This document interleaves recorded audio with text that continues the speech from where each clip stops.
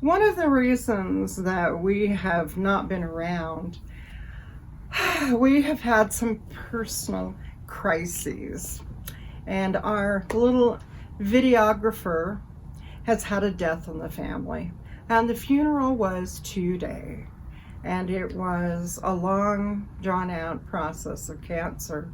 So we really offer our condolences to Stacy and her hubby Dan, whose father passed, and the funeral was today in Edinburgh, Scotland.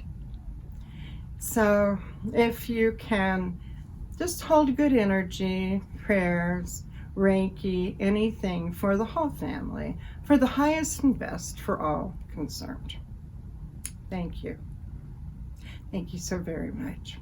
So welcome back, and today I thought that one of the things that we would address is stress management and how to deal with stress in our current society and culture and world, with all of the things that are transpiring. And something I have not spoken about very much for quite a while is I am and was in my late 20s and 30s. I was a trained Recovery Incorporated facilitator, and that is a free self-help mental health program for nervous people and former mental patients. And I presented before graduating classes of doctors and nurses at various universities in Portland, Oregon, and also put panel demonstrations on. I personed the hotline, 24/7 hotline on Mondays in Portland for about 4 years with people who were in crisis. And like I said, there are so many tools, and there's so many teachers that I've had the bounty of studying under or with, and I'm so very grateful for a lifetime of this. My whole adult life getting over the trauma of my childhood. And I can play violins with the best of them, but why bother? So, with Recovery Inc., there are some tools that I would like to put out there to you. One is humor is your best friend, while temper, both angry and fearful, it's your worst enemy. Always underneath fear, false evidence appearing real. Always underneath fear, always underneath anger is fear. And if you can figure out what the person is afraid of, it will help a lot to dissipate the anger. And if you address whatever the fear is, and watch the whole thing just drop to the floor and be nothing, So fearful temper and angry temper. Fearful temper is the little boy or little girl kind of rubbing their toe in the dirt going, I don't know that I can do that. An angry temper is a rage, which we see a lot of rage nowadays. And I mean everything from, I had a girlfriend call me once who was on the freeway, and she had a big truck on her rear end, and it kept bumping her. And it did this like 3 or 4 times, and then she signaled and got off, and it followed and continued, and she had to call the police, and it's like, and that just road rage, that's one of many of our issues. I had another gal pal who was on her cell phone walking home walking to catch a bus to get home, and was talking to her mom on the cell phone. and not being aware of her surroundings, and was in the crosswalk, which was designated, and lo and behold, this pickup truck hits her. And the next thing she knows, she's flat on her keister, and the phone's in the street, and she's got the imprint of the logo of the truck on her thigh. And it's like, okay, it is time to be awake and aware, conscious, knowing what is going on around you. And so many of us have about 60 different strings that are pulling on our brains in totally different directions. And it's like, okay, we need to set our priorities. What is your priority? And being in the moment. Being in the moment. And catch yourself when you're not in the moment, because you can really wind up in a pickle if you're not aware of your surroundings and what is transpiring all around you. Another tool that I like is having the will to bear the discomfort. We have been raised in a culture that teaches us we must be very comfortable. We always must be very comfortable. Well, that isn't necessarily truth. Sometimes we actually have to have the will to bear the discomfort. And that may not be pleasant, but it may be necessary. Then we can be what is called group-minded. And group-minded is when you are thinking of someone else other than your dear self. When you're thinking, it could be one person, it could be a whole group of people. But when you are looking out for them, such as our dear Stacy has 100 students this semester. And she is needing to be group-minded in the fact that she has to think about their needs, their wants, what's best for teaching them, and what do they need personally. And that is called being group-minded. If you go to Thanksgiving dinner, which is coming up pretty soon, and oftentimes we make jokes about family dinners and all the things that kind of clash and go on during family dinners. Well, the truth is that is one meal out of more than 365 meals in a year. Times that by 3. And if you can take a look at what is the triviality portion of it, and that is, it's only one meal in a whole year. Okay? You oftentimes don't see a lot of these folks throughout the year. This is your one time to be on a good behavior, especially for your hostess and host.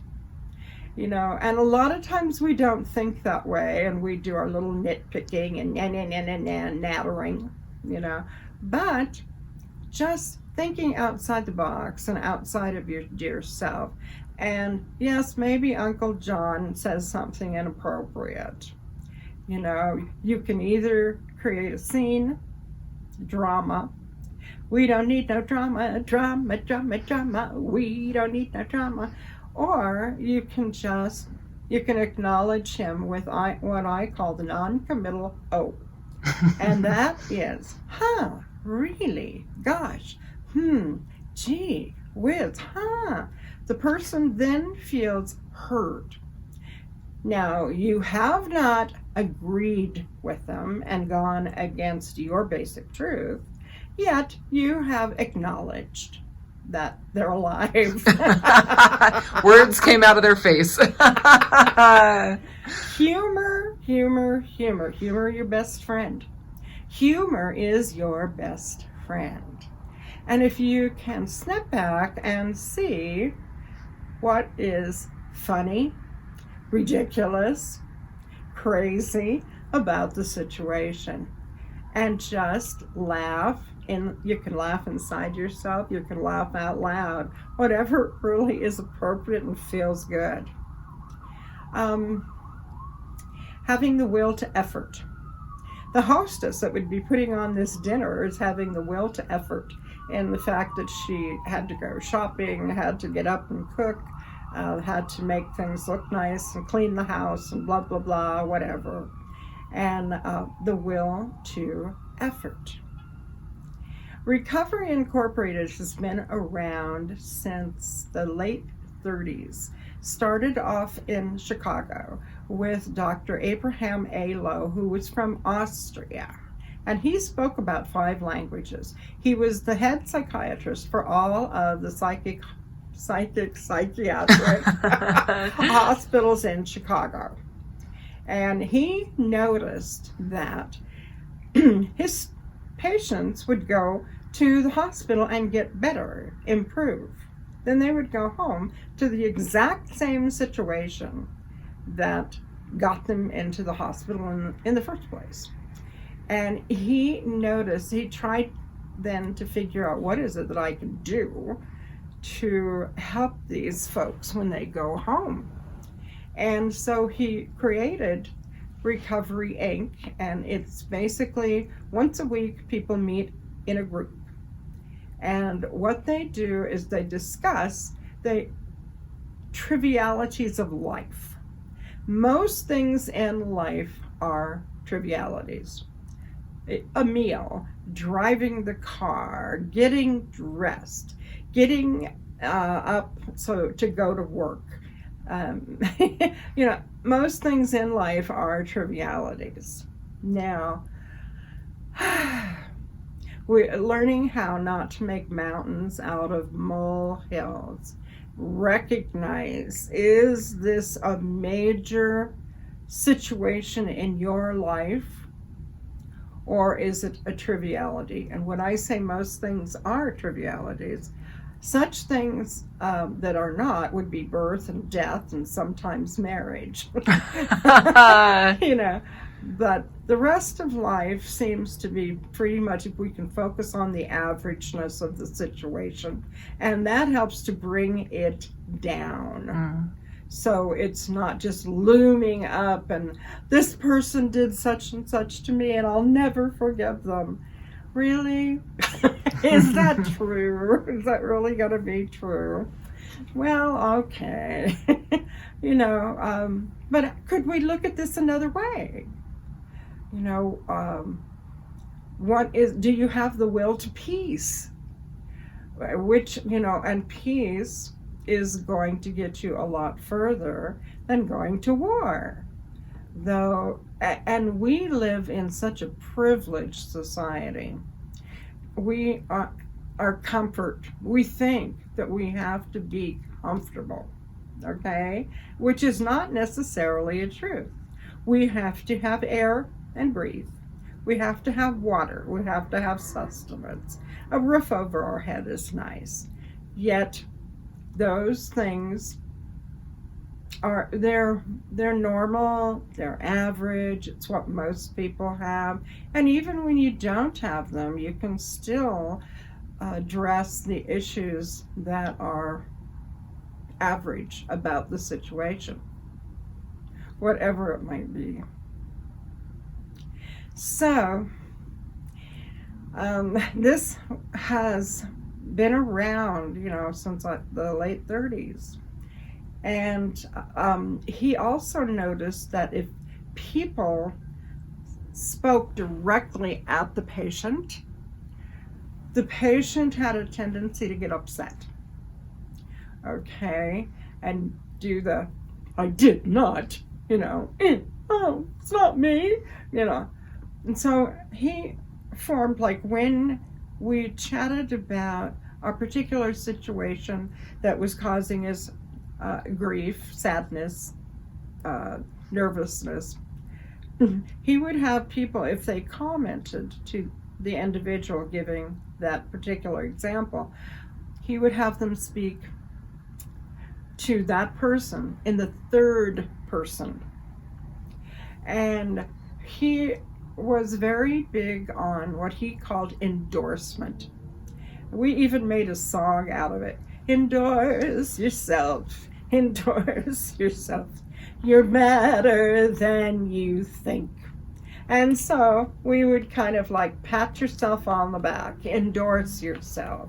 Okay, and so when we gave an example of the issue that was causing nervousness, grief, it's like you would talk, the first part is you would talk about what happened. What was the situation? So you name the time, the date, the place, and what transpired.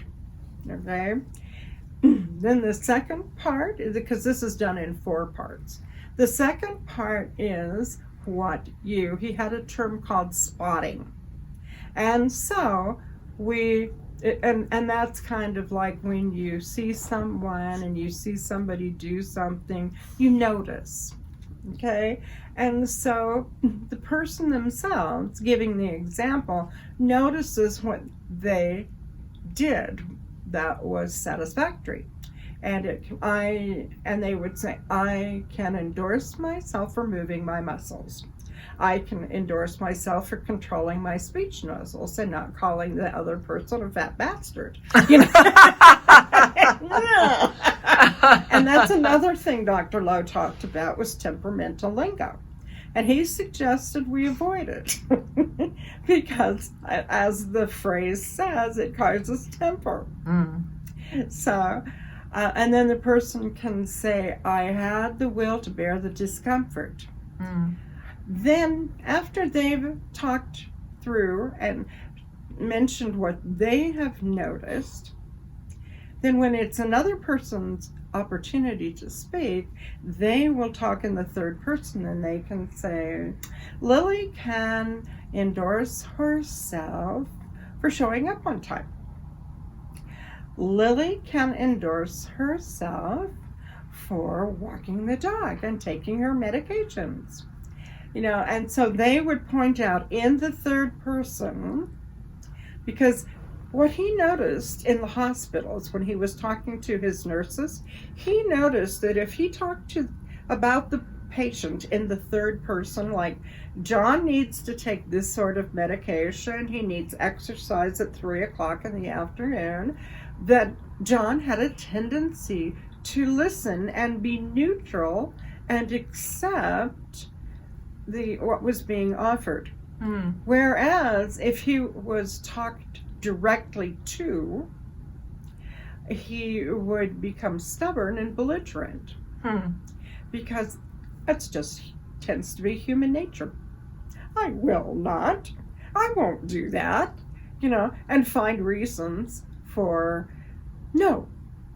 But if he was spoken about in the third person, it was kind of like he could be objective, and he could listen without feeling angry. So that was one of the that was a major tool. Then the third part is where the person giving the example of the problem would talk about what they noticed. Just a second. Remember, I had a stroke, and this has been over 40 years ago. Give me a chance. You're doing pretty dang good, Lilli DeCair. Okay. They would talk about how they would have handled a similar situation in the past. Oh, okay. Okay. And the reason they did that, the reason, Lilli can pat herself on the back for being so much more agreeable than she used to be, for being so much more group-minded, for being able to reduce the situation to a triviality rather than making it loom up into a major event. So the person is then quiet, and they acknowledge their growth and what they've done differently. But the fourth, fifth, final phase of this is that other people get to comment on this example now for the next 5-10 minutes, saying different things that John or Lilli or Mary can endorse themselves for. And so they can see, wow, I did handle this well. Maybe not perfectly, because I am a work in progress, making a work in process, making progress, not necessarily perfection. And also say what you mean what you say, and do not be mean when you say it. So other people commenting, once again, in the third party. And it was amazing that it was such a simple thing. And then it was like just different people would speak, and the meeting would last an hour, hour and a half. And it was weekly. And they could also make what's called recovery calls. Yet people, when they did that, they had to limit it to 5 minutes. You only get to bitch about whatever you're complaining about for 5 minutes, and then that's a cutoff time. And then the other person who the call is being made to gets to spot what they are noticing, utilizing the recovery lingo. You know, it's just like everything. It seems like every occupation, everything has a particular language, and we all know what that means. And so did the recovery lingo, you know, just like endorse yourself and being group-minded, reducing things to trivialities, which is most of life. Having the will to effort, having the will to peace, and it goes on and on. There is a book that he wrote called Mental Health Through Will Training by Dr. Abraham Lowe. This is going to be an old book, and the writing in it is going to be rather antiquated. Yet there is a lot that can be learned from this. So, and he would call his patients my dear ones. And, you know, of course he has since passed on. And what I found was very interesting is that the headquarters for Recovery Inc. was in downtown Chicago. And the floor right above it was the headquarters for the Baha'i Faith for the USA. And I was involved in the Baha'i world for about over 20 years. You know, and I just found it such a coinkydink that it was just right above. And it's like, oh, that's kind of cool, you know. Okay. Is there anything you'd like to ask me, Miss Stacy? Ooh, many things that for future videos. But I was wondering about the will to discomfort. Yeah, can you give some examples of times when you've used that or ways that one might use that? Having the will to bear discomfort, okay? For instance, if you get up in front of a group of people and you're giving a talk, okay? You're being group-minded in the fact that you're giving the talk to these people. You said you would show up, they showed up, you know, it's group-minded of you to go ahead and do what you signed up to do. Then, and if you are noticing, if it's really important to notice the physical issues that are going on with the body. Are you shaking? Are you sweating? Is your stomach churning? Does your head kind of go, oh, ow? You know, so that is the will to bear the discomfort, okay? Because those things are uncomfortable, yet they're not going to kill you, okay? So there is a big difference. And that is a triviality. Getting up in front, even though we're all told that is what just wrecks your nerves, you know, is to speak in front of a group. Well, perhaps yes, perhaps no. But having the will to bear the discomfort with that. Okay. And then, you know, we have a lot of illnesses, and we sometimes just muddle through them. You know, we may have arthritis, diabetes, cancer, you know, gout, whatever. And sometimes you get all of them. Yes, all at once, all at once. And you just show up and do what you said you would do. you know, and when you do that, that is having the will to bear the discomfort. Okay? Now, it's also okay if you don't have the will to bear the discomfort. It's okay. You're not to be chastised for going, I'm sorry, I thought I could do this, but I really can't. You know, I'm just seeing that right now I cannot do this. You know, and also remembering that no is a complete sentence. You know. What else? So we've kind of we've definitely touched on this in previous videos, but I think I like hearing you talk about it. For you, how do you find the difference between, okay, this thing that I committed to, it's absolutely worth it, even though I feel terrified and I'm having a nervous attack and I'm having a on the other side of that is the gift, and I just need to show up. And when is it something where you're like, oh, that's a definite no? For instance, if you are having a bout of Crohn's or colitis, that's a definite no, because you got to be in the potty. You know, and that's okay. You know, it's all right. Rather than beating oneself up for that, it's like, well, no, I have to deal with this. This is my priority. You know, and it has a lot to do with understanding and knowing what our priorities are. It also has a lot to do with think. And think is by like pause with a cause. Think. Think it through before you make a commitment. Think it through. Does this feel good? You know, is it okay? And laughter is okay as long as you're not cackling on the way to the funny farm. You know? Yeah.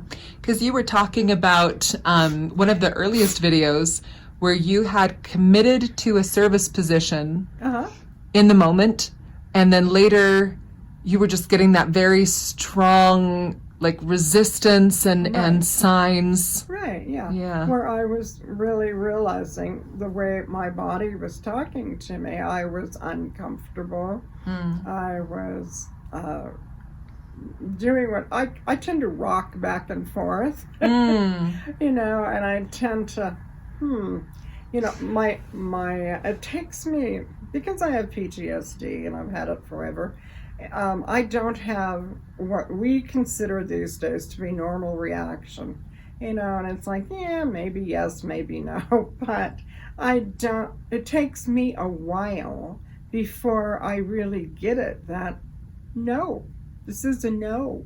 You know, I felt pushed into saying yes. And that's okay that happened, but now I can step back and say, that doesn't work for me. Thank you, but it just doesn't. And that's exactly what I did. Right. Yeah, I kind of piggybacking on that, I think something I've noticed for myself is thinking through, playing it through, and saying, if I were to not do XYZ, how would I feel the next day? And if the feeling is lighter, freer, more expansive, joyful, sense of possibility, then apparently you got the message. That's a good one. If it's kind of disappointed in myself, like I'm thinking of two examples. I'm thinking last weekend, a bunch of my students put on a play. And they needed somebody to come on, and basically they just needed someone to come on, flip off one of the characters, and then walk off the stage. Right. And so they called me up, oh, could you do it? There's nothing to memorize. It's just we really need somebody. And and I was like, okay, I'll do it. And even though I've been acting for 40 years, Lilli, I got nervous. I was like, oh, these are my students. I don't want to act with them. Right. That changes the dynamic, and the other people in the audience are going to be students watching me act. They'll be evaluating me, and I think this is it. And I was so you got monkey mind. Monkey mind, yeah. Mm-hmm. And that was the discomfort of the part of me going, I just want to be an audience member. I don't, and. In recovery lingo, they call that racing mind thoughts. When they just get one right after the other, and you can't shut it off, and we've all had that, and then, and it's popular to talk about monkey mind. But yes, okay, so what do we do? How do you interrupt that? Yeah, I think the group mind thing definitely helped me. Okay, good. That I reframed it away from what will everyone think of me. Yes. I think the triviality thing too is like, I'm going to be on stage for 20 seconds tops, if even that. Right, yeah. It is a minor moment in the gestalt of the whole entire play. Yes. And I think the second one was like group mind, like this is an act of service. Yes. I am offering something that I can do to these students. Right. And I think that was the biggest thing, because when I was kind of sitting backstage waiting for my entrance, it all came back to me. I'm like, I've done this a zillion times. Right, yeah. And it was like, I know how to create a moment, and I was watching their scene, and I got a sense of what that moment needed. Yes. And it wasn't about me. It was like, what does this moment need? What does this interaction need to be for that flip off to get the payoff that actress needs for the rest of the thing? And then it just became about, I'm going to go out there and create the biggest tense moment I possibly can. Right. And then I'm just going to send her tons of flip-offs, and I'm going to storm off so that it leaves everybody going, whoa, what just happened? So that now she has something to play off for the rest of the scene. Yes, good. So, yeah. Were you able to endorse yourself afterwards? I'll do it now. Well, it's like it's important to learn to pat ourselves on the back, endorse yourself. It's like, woo, I did it. Good girl. Oh, thank you. Oh, wow. I'm so proud of you. Yeah. So that's important, because it's like foreign endorsement is nice. Okay? Foreign endorsement means from another, from any others, okay? Yet, when you can do personal endorsement, it's more powerful. Yeah. So we get it, like our pats and our grats, Yeah. I have basically, in a lot of ways, condensed the recovery program, and even the 12-stepping. I kind of combined them in my life on how I live my life, how I walk my talk and live my life.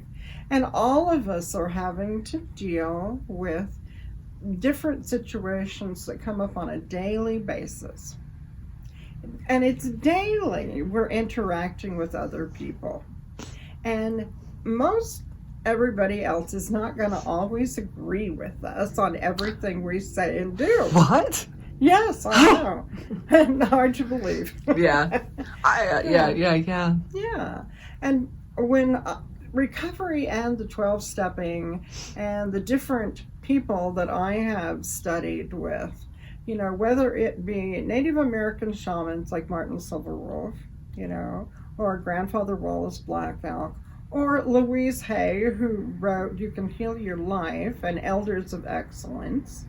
And there's just so many out there. Lately, I've been reading and watching videos on Donna Eden, and she works with meridians and Chinese medicine, and that has always been very interesting to me. So that's another person. Then there's Anita Moorjani and her near-death experience, and that is, it's another affirmation about, yes, there is life after life.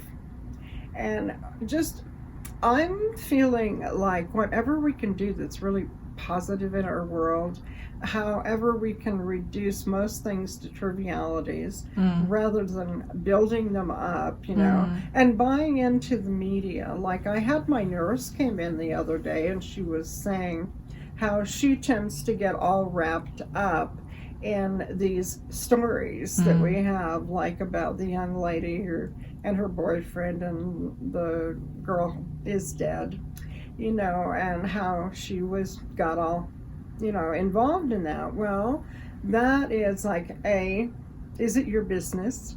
No. Is there anything you can do about this? Not really. I mean, you can, if you wish, can send good juju, prayers, Reiki for the whole family and the whole scenario. But other than that, can you wave a magic wand and change it? No, you cannot. Okay? And put it in what's called outer environment. And that's a really major tool. Anything that is not within your own physical being is outer environment. And it's really important to learn to keep things in outer environment. Keep them where they belong rather than allowing them into your inner environment. Your inner environment is like what you're thinking, what you're ingesting, just anything that has to do with you. Things that are outer environment, you don't have control over. And we, in our American culture, like to think we have control over everything. And the truth is, no, we have control over very little. We don't have control over our government. We don't have control over major corporate entities. We don't have control over, there are something like 7 major conglomerates that produce all the food that we eat in this country. And we have no control over pesticides and what sort of things are being put in our food. And after a while, it's like no matter how good the food is or whatever, it's like when we see them in the grocery stores, and the tomato looks like a tomato, but looks really good. Well, we don't realize that it has been injected with, I think it's fish cells, like flounder, for shelf life, which actually turns it into a whole nother product, right? So and that has been going on for 40 years. And then we have all these unseen energies that tend to bombard us, whether it is from our cell phones, from our televisions, from police scanners, from computers. There's just unseen energy floating through the walls in our dwellings and every place else we are. We have no idea how that is affecting our being. All we can do is our best. We can do the best we can to eat what we think is good food. There's so many things that we do not have control of. Cattle will not graze under electric lines, telephone lines. And yet we will build our dwellings right underneath them, and it's like, okay, because this is the modern world. And we are adjusting, we're probably mutating. And we're adjusting to whatever it is. And if we can develop in our mental and emotional, if we can develop like whatever I ingest is the zen of eating.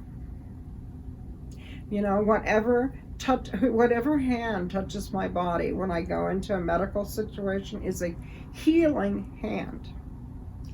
And constantly coming up with thoughts that are uplifting. It's easy enough to come up with thoughts that are negative and depleting. And that we are so much mental energy. In Reiki, the very first symbol, Seihei-ki, 1, 2, 3, 4, 5, 6, 7, opens and balances on all levels: mental, emotional, physical, and spiritual. So all 4 body levels is what we're working with. And when we feel hopeless, You know, we may be helpless at times, yet we are not hopeless. And that's a good thing to be aware of and realize on what is it that I can do to make myself feel better. What is it that I can do to make the group feel better? You know, can I inject a joke, you know, at the appropriate moment? Can I just say something that makes people look at things differently? What is it that I can offer? You know, and it's more comes naturally rather than contrived, you know, and it's just like, be who you are, be yourself, enjoy the moment, be in the moment. Don't awfulize. Okay? That's a tendency that nervous people tend to do, is to futurize and to awfulize. That does not benefit any of us. If we, you know, we can think about what's transpiring, you know, oh my God, we're going to go to war with China. We just pulled out of Afghanistan. Isn't that awful the way we did it? Da da da da da da da. Maybe it was, maybe it wasn't. We don't really know, because there's so much about the powers that be that we have absolutely no clue of. So I have a question for your wisdom. Oh. So I was talking to someone the other day who does definitely tend to futurize, awfulize. What is the worst case scenario that could happen? Right. And when I was asking him about that, he said, well, I need to be prepared. Yeah. I don't want anyone to catch me off guard. I need to know exactly what I would do if that thing happens. How do you respond to that? Well, the truth is you can't be. Yeah. We, you know, that's control issues. Okay? And yes, when we're nervous, when we're fearful, what is the first thing we want to do? We want to control. And there's so much that we do not have control of. I think we used to think we had a lot of control over a lot of things. And in this day and age, we're discovering there's a lot we do not have control over. And that's frightening. It's frightening for most people, especially people who've been raised in a culture and a climate where they have been taught that they have the control. And it's like, no, you don't. You know that old saying about how to make God laugh? Make a plan. And it's like, well, it's all right if you want to go ahead and make a plan. Yeah, sure, why not? Go ahead. And if it happens, great. And if it doesn't, you know, deal with it. Yeah. And that kind of goes back to what you were saying at the very, very beginning about the fearful temper and the angry temper. And if you can identify what the fear is, I think the antidote really is, once you know what you're afraid of, well, what if you could use your imagination to come up with best case scenario rather than worst? Absolutely. Best case scenario is fabulous. I was also going to say that that is also a situation where you can use the non-committal O. Because you can say, huh, really? Wow. Gee, that's amazing. Wow. You know, you can, the person is heard, but you're not necessarily agreeing with them unless you really are agreeing with them. You know, and it's like, okay, I don't, you know, see eye to eye with that, but you don't have to tell them so and get into an argument. That's not necessary. You know, and if you can recognize, oh my gosh, this is coming from this person's fear. They're in fear mode. And it's okay that they're in fear mode. What can I do to help them along? And perhaps all you can do is the non-committal O. You know, rather than climbing on board their, you know, desperado train. You know, and a lot of times we do that because we play one-upsmanship.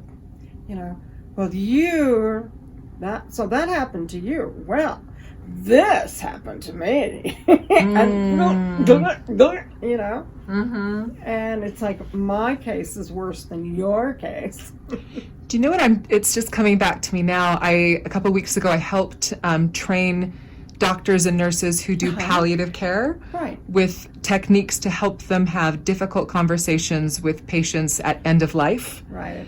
And I'm an actor playing a character that, my son has terminal cancer and they have to convince me to take him off of life support. Right. So they have certain skills that they're training them with.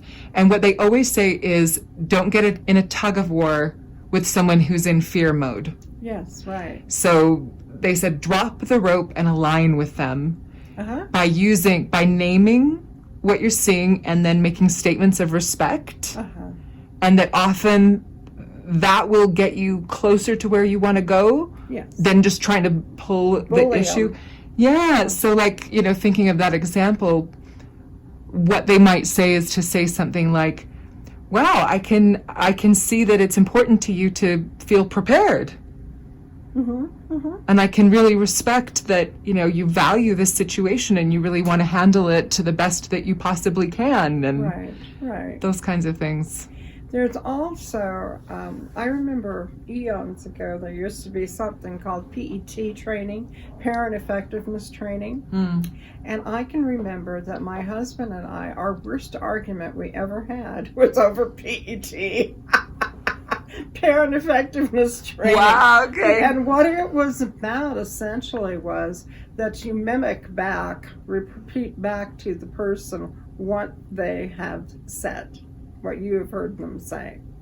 Nothing made me more furious. I don't think I've ever seen you furious, Lilli DeCair. I don't ever want to see you furious. Well, it's like we wanted to do battle with each other. It's like,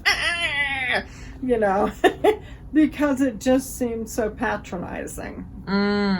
So it's like, and it's up to each individual if that's where they want to take it, or if they want to just do a short, really, that sort of thing.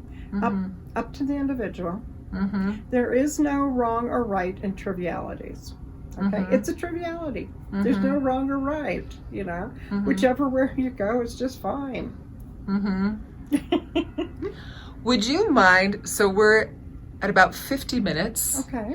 Would you? I want to hear your interpretation of the Serenity Prayer again, because that feels like it kind of culminates a lot of what you've been saying.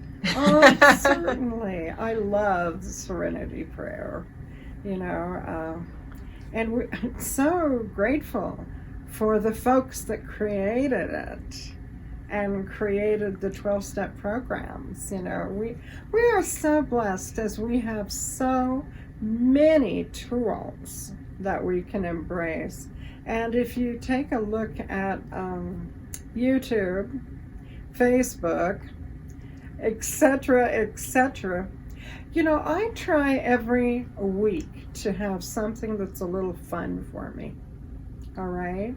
And right now I have a girlfriend, and she and I go to $5 movie night on Tuesday nights. It's fun. We may go to Mickey D's and then go to the $5 movie. And it's just a fun girlfriend time. And I think we need more of those. Some time out, where we just go play. And I think we wind up, Americans are really good at times at responsibility and have to's, and doing that, and not programming in playtime. And playtime, just, like your girlfriends that you have done something with, like go see a play about chocolate, just different little things that you can do with your friends and your family that are just totally fun, and they can be spur of the moment. They can just, lighthearted, because keep remembering that humor is your best friend. Temper, worst enemy, angry or fearful, and as we start spotting, and that's, I had a little 5-year-old, I think I've told you this one, who came up to me and I was talking about something, and he's going, oh, wait, cancel, Cancel, cancel. And it's like, and this little dude taught me cancel, cancel. And that is one of my favorite tools of all time. Yeah. Because he was like, no, that's not what you want to say, you know. You're a grown-up, and that isn't what you want to put out there. You know, in his little sweetheart of a way is how he told me. You know, so serenity prayer. God, good, orderly direction. Grant me the serenity, peace, healing, safety, tranquility to accept the things I cannot change. Mother Nature, others. Mother Nature and others, right? Yes, yeah. You know, so those the are traffic. Those, yes, others. Things I cannot change. Okay. Yeah. The courage to change the things I can. Me, myself, and I. That's what I can change. Me, myself, and I. Okay? And that's what we work on. Even in the 12 steps, you know, that is what you are working on, is changing yourself. And what are we doing? We're changing ourselves to be a better being, a higher, more loving, kind, compassionate, spiritual being. And that is what our goal. Love is the answer to everything. Love. Love is the only power. Okay. All right. So, the courage to change the things I can, and the wisdom. Wisdom. And oftentimes I think we don't get wisdom until we've gained experience, which means it's about getting a little more mature. Okay? So, the wisdom to know the difference. What you can affect and what you can't. You know, and it's like what I can shift and change and what I can't. And yet, you know, there are things that are so fascinating, like in science, when they talk about like the butterfly effect, you know, and just by observing something in a tank or something, just by our observing it changes it, which is fascinating. You know, we have so many amazing things to discover. What happens with animals and their take on things. And you know, I've been watching videos of people hugging their grizzly bears, you know, really, and their polar bears, you know, and the man that I talked about who wild lions, and he you know, went a bit further than Daniel in the lion's den. Not only did he take out the thorn in the lion's paw, he massaged the paw. And then he just started massaging the lion. And then the other lions, the female lions, lined up one after the other to get massaged. And it's gotten to the point where he just goes out and massages them every day. Wow. And they're wild. They're not tame. Wow. Yeah, do you know that feeds back into what you were saying earlier about the young woman who has been murdered, and it's what can you do? And you had said something about, well, you can send love, loving thoughts to the family, loving intentions to the family. Yeah. And I think that's so huge. I mean, if scientifically something is shifted through butterfly effect simply by shifting what you're focused on, you can focus on the horror of the crime, or you can focus on growing your heart, expanding your heart even bigger. Well, and also when you're sending anything, any juju, any Reiki, any prayers, anything, asking for the highest and best for all concerned, not dictating to the divine, you know, because we don't know what is for the highest and best. And I noticed that in America, for some reason, if it's one person that's killed, we really focus on it and get into all the drama about it. If it's 1,000 people that killed, we go, oh, well, Yeah, that's too big to. I can't focus on all those. Can't people. wrap your brain around it. No, it's all right. Yeah. So and it's just, and it's like, wait a minute, this is crazy. Yeah. But yeah, that tends to be the way we play with things, deal with things. Yeah, that everything is an opportunity to come back into love. To find what would love do in this situation? How would love see this situation? Right. Yeah. Right. And Gandhi's saying, kindness and compassion are my religion. Kindness and compassion. And that the answer to everything, to all problems, is love. Say that to the big boys on the hill. And see if people can. There are so many things that I wind up being privileged to, since I'm on the board of governors for community health clinics, and a lot about what's coming down the federal pike and the monies and et cetera, et cetera. And it's like, how much can you change? What is it that you can do? I have offered, basically, they're needing to offer stress management tools to their employees and perhaps even to patients.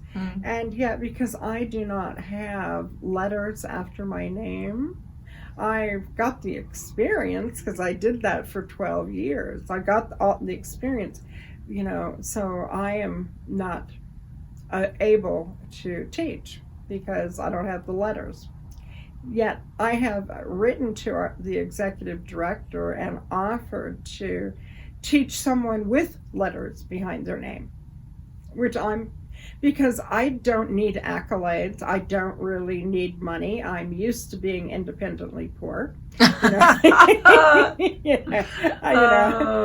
so I would be more than willing to teach someone to go and teach these folks who are dealing with, healthcare professionals are dealing with so much stress these days, just a tremendous amount. And they are drained. They're exhausted, and and then they've got their own families to come home and to deal with and to be concerned that they don't pass anything to the family. And there's a lot of stress in that profession. The truth is, there's a lot of stress in absolutely everything. And we have to consciously nowadays work at training our brains, training ourselves. And I have found that it's like I have got to hear the tools, over and over and over, and do the reframing. Yeah. I have to do it, over and over and over to really get it and to keep it. Yeah. And I know that if I, who've been studying forever, have to do that, other people need to also, because otherwise the world is getting too much with us.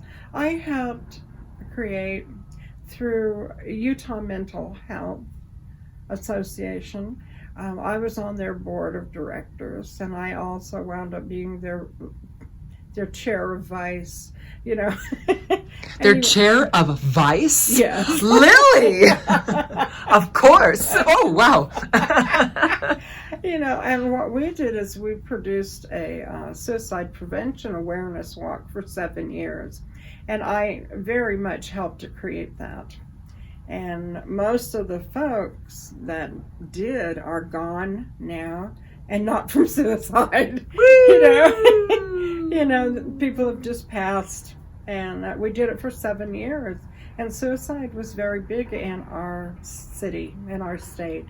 Goodness, we did it at Sugar House Park, and I think the highest number of people we had was about 900 that did the walk. Oh my gosh, wow. Yeah. And we had mayor, governor, different, major officials come and speak. We also had the people who are left behind speak. And I remember one of the saddest was a little 5-year-old girl who got up and talked about how much she missed her daddy.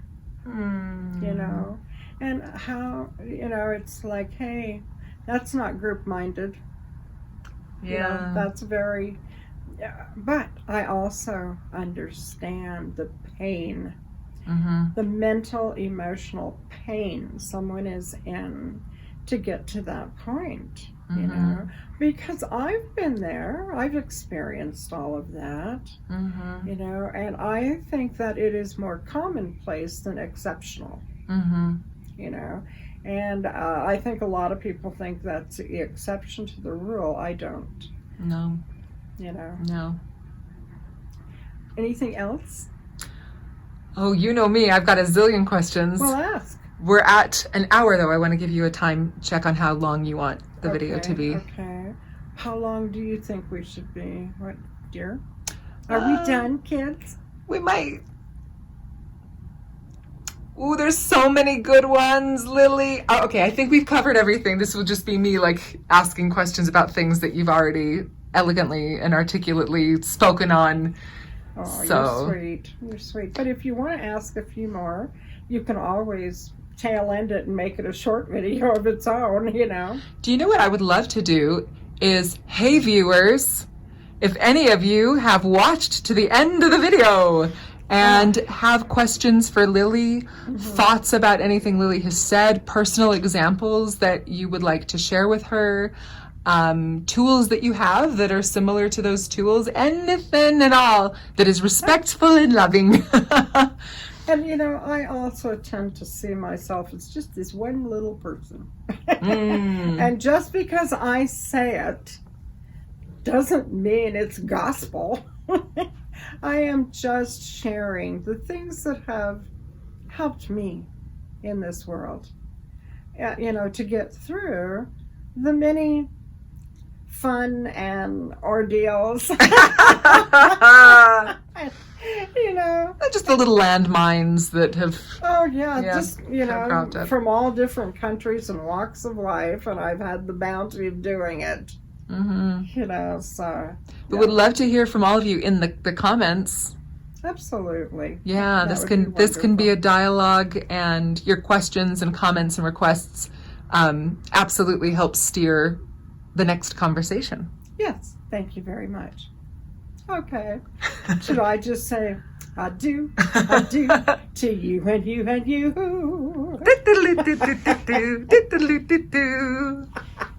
It's such a pretty sight.